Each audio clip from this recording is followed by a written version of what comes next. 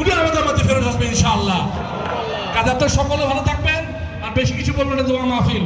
আপনারা সকলের জন্য দোয়া করবেন, ওনার পরিবারের জন্য দোয়া করবেন, এবং বিএনপির সকল নেতা কর্মীর জন্য দোয়া করবেন, যারা গত 17টা বছর আপনাদের অধিকার কিন্তু মাঠ ছেড়ে যায়নি। এটা একটা মূল কারণ হচ্ছে বেগম খালেদা জিয়া। আমাদের নেত্রী যখন আপোষ করেনি, আমাদের কখনো আপোষ করার প্রশ্নই আসে নাই কখনো ইনশাআল্লাহ। কাজেই আমরা ওনাকে ফলো করেছি, ওনাকে ফলো করবো ইনশাআল্লাহ। এবং সকল দোয়া করবেন, পুরো পরিবারের জন্য দোয়া করবেন, জনাব তারেক রহমানের জন্য দোয়া করবেন।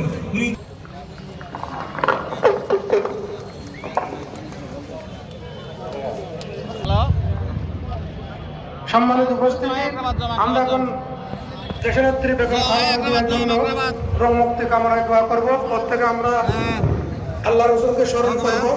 আমরা প্রত্যেকে একবার ইস্তেগফার, একবার সূরা ফাতিহা, মুস্তাকিম সিরাতাল লাযিনা আনআমতা আলাইহিম গায়রিল মাগদুবি আলাইহিম ওয়ালাদ-দাল্লিন, আমিন।